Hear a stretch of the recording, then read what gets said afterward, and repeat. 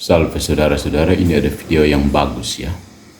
Propaganda anti Katolik seperti biasa. Mari kita lihat.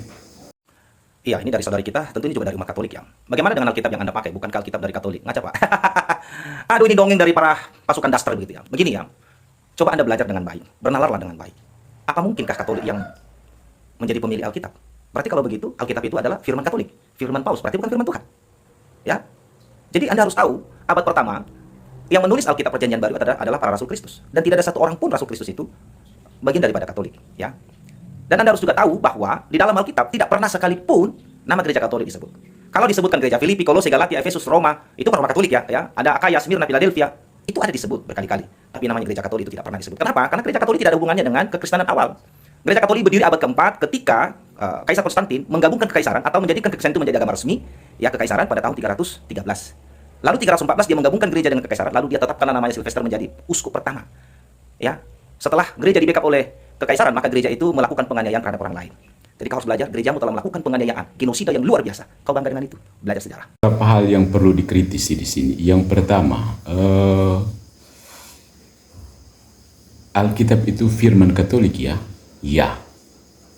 Sekali lagi ya. Alkitab itu bukan firman Allah. Dalam pengertian, mari kita elaborasi. Firman Allah itu Yesus Kristus. Yesus Kristus mendirikan gereja. Gereja inilah yang menulis Alkitab, Perjanjian Baru terutama. Dan memilih buku-buku Perjanjian Lama. Ya, untuk dijadikan menjadi firman Katolik. Paham dalam arti firman Katolik ini? Ingat, ini kita bicara analogi ya. Firman manusia dengan firman Tuhan beda. Alkitab bukan firman Tuhan dalam pengertian yang sejati. Karena Tuhan tidak berinkarnasi, firman Tuhan tidak berinkarnasi menjadi buku. Saudara, dia berinkarnasi menjadi manusia, kemudian manusia itu mendirikan gereja, dia memberikan kuasa mengajar kepada gereja itu. Itu yang pertama. Jadi Alkitab itu firman Katolik, firman Paus dalam arti tertentu ya. Harus ditegaskan dengan pengertian penjelasan seperlunya. Yang kedua, gereja sama sekali Alkitab sama sekali tidak menyinggung Katolik. What's the problem? Tuhan itu Katolik kan, saya sudah bilang. Ya. Katolik itu kan kata sifat kan. Dalam sejarah, kalau kamu mau jujur belajar sejarah, orang-orang yang keluar dari gereja Kristus itulah yang memilih nama yang lain. Akhirnya mereka marah bahwa tidak boleh pakai Katolik karena kami juga harus Katolik, begitu kan? Ya. Jadi tanya ini orang, coba cek dia. Kau belajar sejarah dan periksa, kau pun gereja itu siapa yang buat? Ujung-ujungnya dari satu orang Katolik yang membangkang. Entah siapa, alasannya apa, haus kekuasaan, tidak mau terima paus, biasa semua. Ya. Mulai dari Assyria Timur, Ortodoks Oriental, Ortodoks Timur, sampai Protestan yang baku gigit, baku naik sembarang itu. Ya.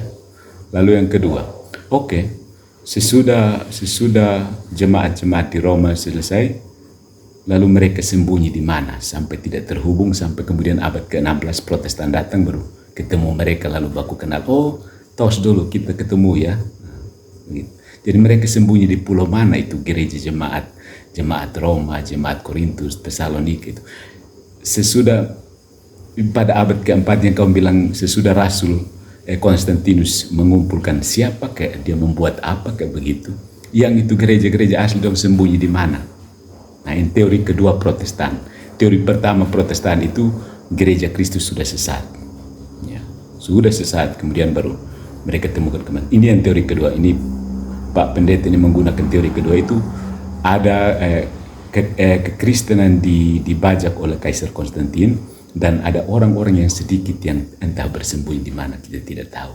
Kemudian mereka muncul kembali dalam bentuk Protestan modern. Itu teori mereka. Ya, ada 3 teori. Teori yang terakhir yang saya belum ada beberapa mungkin.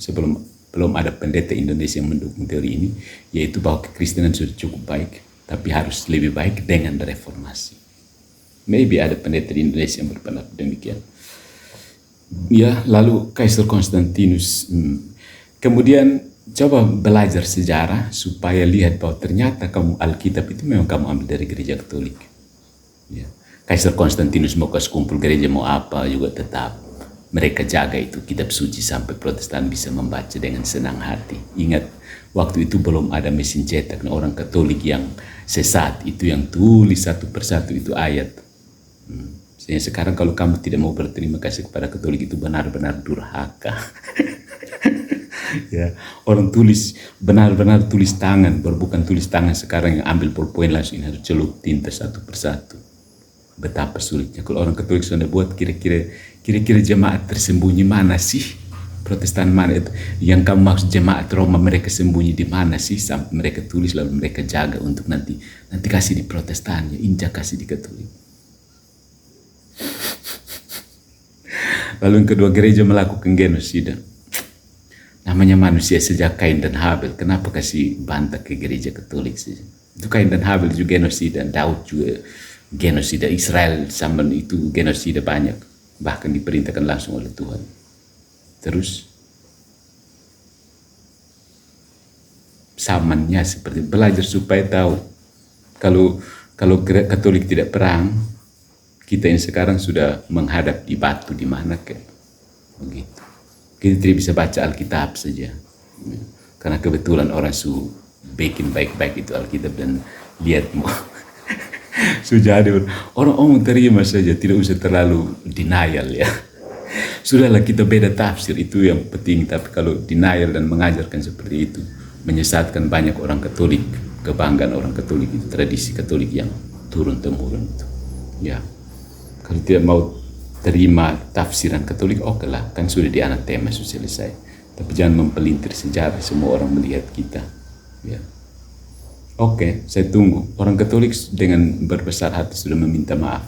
Bagaimana dengan Inkuisisi Protestan? Saya belum lihat satu pemimpin Protestan pun mengumumkan melalui siaran resmi bahwa orang Protestan meminta maaf, terutama pada saat di negara-negara Protestan orang Katolik dilarang misa, hukuman mati kalau kedapatan.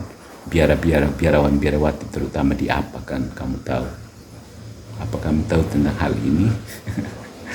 Tapi sudahlah, maksudnya Pak Pendeta berusaha untuk mempertahankan keprotestanan, tapi bukan soal itu. Soal sejarah itu Katoliklah pelaku sejarah.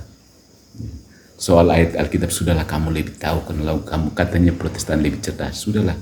Yang penting bahwa yang jaga sampai kamu bisa secerdas itu dengan membaca itu. Orang Katolik loh, bukan main-main. Jadi orang Katolik harus bangga dan orang Protestan harus tahu diri.